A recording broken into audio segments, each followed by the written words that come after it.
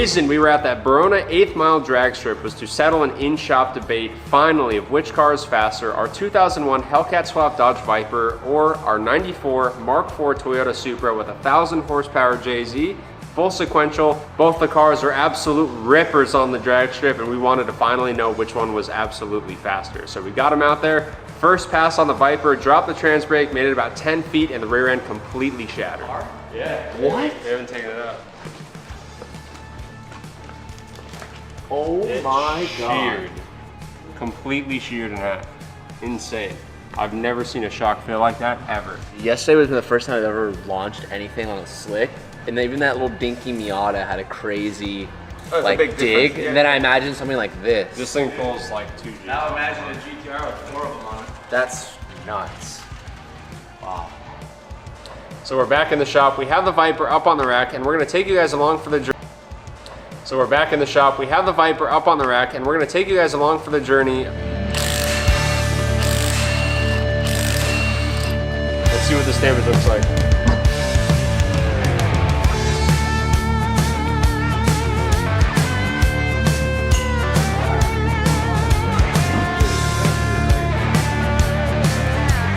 It is your last chance to get entered to win our 2022 Subaru BRZ and a check for $20,000. Getting entered is very simple. Head on over to throtl.com, pick up those car parts or some merchandise that you've been after, and for every $1 you spend, you're gonna get 1 automatic entry to win. Hurry up, the sweepstakes end soon.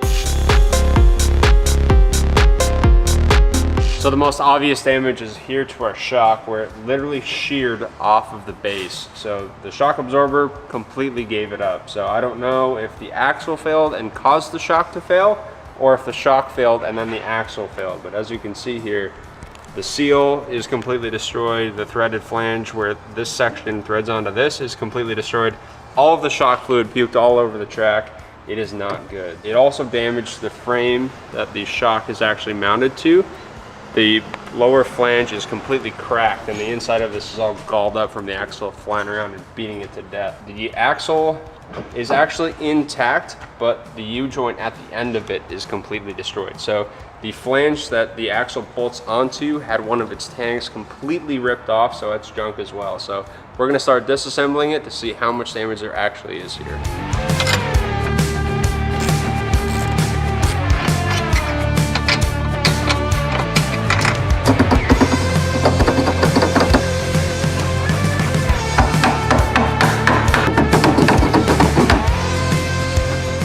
Oh, it just ripped straight out of that. That's crazy. Seems like that threads failed more than the shock failed. Wow. See all the marks? It's like consistent all the way around.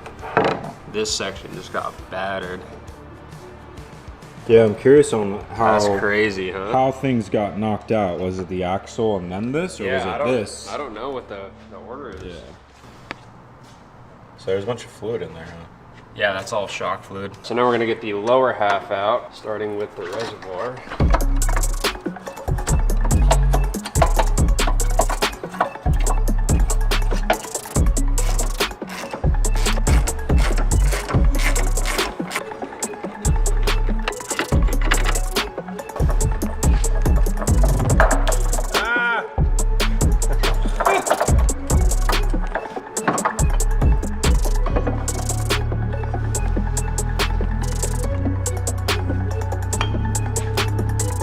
So this piece is also aluminum, and it just ripped it all out, man. That's violent. Completely fragmented the slip. This is where the seal rides right there. That's supposed to be that, and it just destroyed that section of it. And then the inside is where all the fluid sits. Yeah, exactly. So that's all your shock fluid, and this is a remote reservoir for that. This has your damper and compression adjustments on it, so compression and rebound. This part is the part that I'm actually sad got destroyed. So this is a factory Viper part, so this does not come with a shock kit, but it got cracked right there. So this part is no longer usable. It's cast aluminum, so we can't weld it or fix it. I just wouldn't trust it on a car of this power.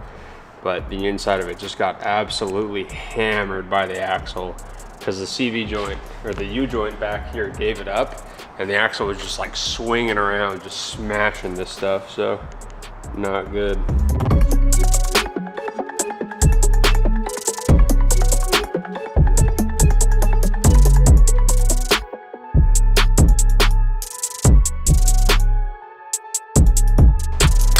Oh! Alright, sure.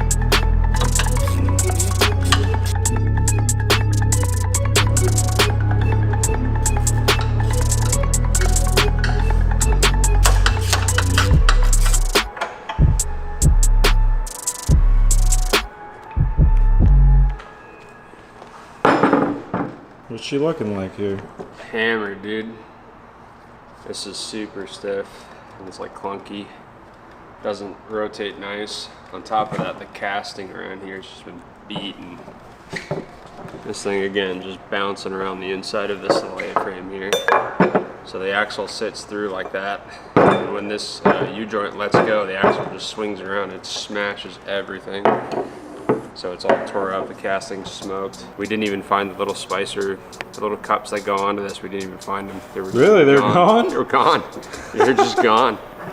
So, not good. Luckily we have spare axles, so the first time we had a failure with this car was the axle itself. We probably still have that inside actually. So that's the original axle from the Viper. That's the first axle we had fail. And I was really, really hoping that this axle did the same thing, which is this section literally just wrapped like a paper towel roll, just wrapped in on itself. And that pulled this section out, as you can see, and then it fragmented this lower section. So we have spare axles on the Viper in case that happens again. And I was really hoping this did that because this is an easy fix. We just throw a new axle in, but that's not what happened.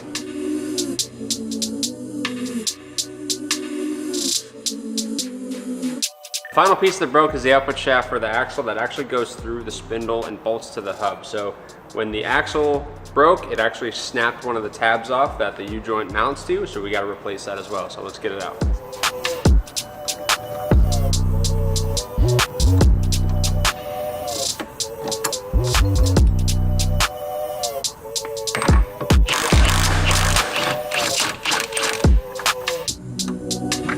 Loose, that's good news. It's loose. I was really hoping that it would just come out nicely and peacefully. There it is. So this failing is one of the true tragedies of this event, unfortunately, because we have to replace this. This can't be welded back together because it's cast iron, but it like sheared the head off the bolt. That got smoked on something. This entire ear is gone. And most of the little U-tab is smoked as well. So our Penske racing shocks were custom set up and custom valved for this build, and they're about $7,000. Now we're not going to be able to just find this piece. The only ones I have found have actually been with a full set of shocks, and those range anywhere from like $800 to $1,100.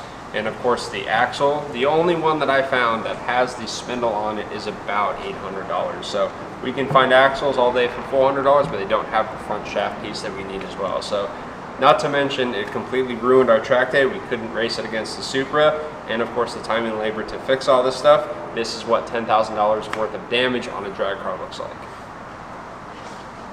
Our replacement parts for the Viper have arrived. We have our new axle with the new spindle insert. Our stock one shattered, unfortunately. So we got an axle with that piece on it, which is really cool. We also have our new frame for our shock itself. So the shock goes onto this, and this kind of goes through the axle. The stock one that we had cracked right here, and then the axle banged around here and destroyed the whole thing, so we had to get a new one. And of course, we sent in our rear Penske shocks. You guys know that one of them was completely destroyed. We sent the other one in for service and inspection just to make sure everything was okay, and they rebuilt both shocks for us. So we're gonna get this Viper back on the road today. Let's start getting these parts on.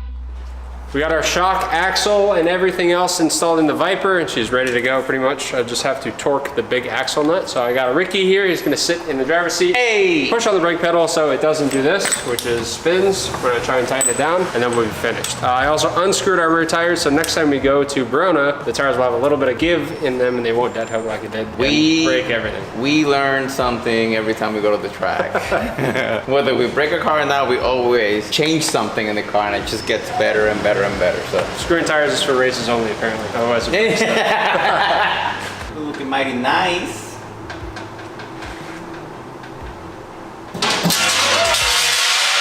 That look good. Just throw it out anywhere. Alright, you're fine. You go with it. You gotta push harder than that, dog. Go. You gotta push harder than that, dog. There we go. That's a proper torque spec right there, brother. Hey! Viper's back. So we also set the spring height and the damping to what we had out of the box before we blew it up. So in theory, we should be able to go out on track and it'd be the same car as far as suspension setups and like corner balancing and stuff goes. We should be very close to where we were, so. All right, wheels on, Viper's back, baby. Back to the track, baby. Let's go.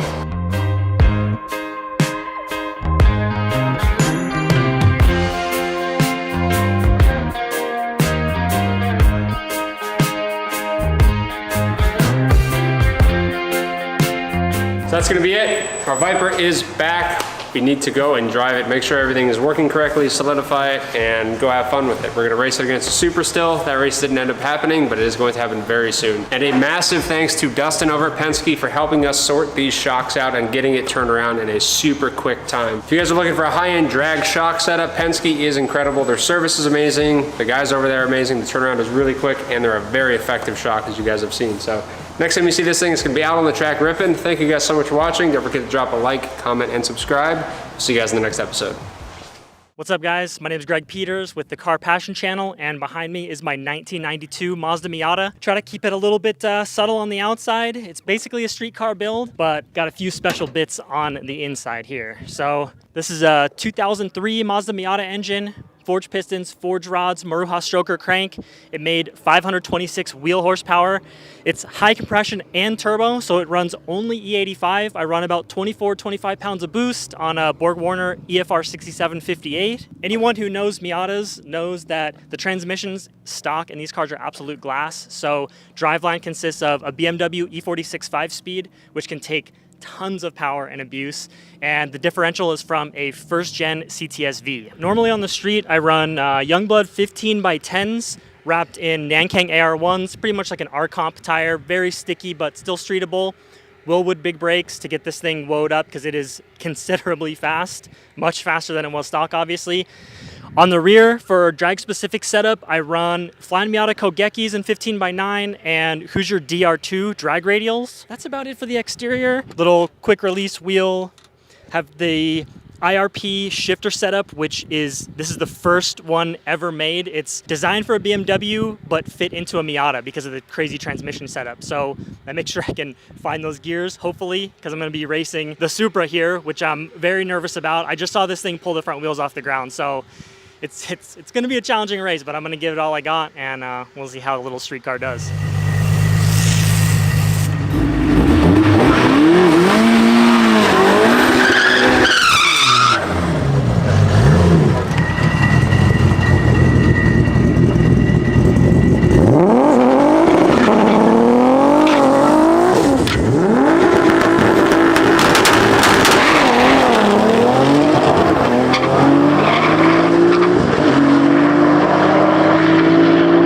That thing took off. Did you see that? Holy crap. He red lighted though, that's the only thing. Damn, that Miata moves, dude. How that thing pulls is sick. 102 mile an hour trap speed. That's crazy. Ricky just red lighted. He did run a faster time, but I think that one goes to Greg. Unfortunately, it does go to Greg. Ricky red lighted, so you got the win on that. Dude, this thing sounds so good. Ricky, you red lighted.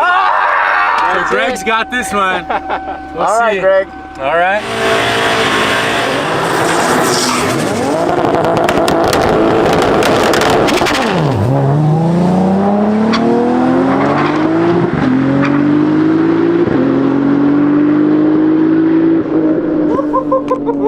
was actually surprisingly close. They both had a really good leave. I thought the Miata left a little bit harder than the Supra did, but that was a really good run by both guys. The Supra got the win, but the Miata is really close. Something happened with the launch though, right? Yeah, it bugged really, really bad. So it's one of those things that it can happen. It can happen. Anything can happen in the race, so it's easy for this thing to lose if it happens again. I think, so Greg also I think had a little bit of an issue because his time was quite a bit slower too. You guys want to negotiate? Yeah, if I can get the hit. All right, Greg's gonna take the hit on this one.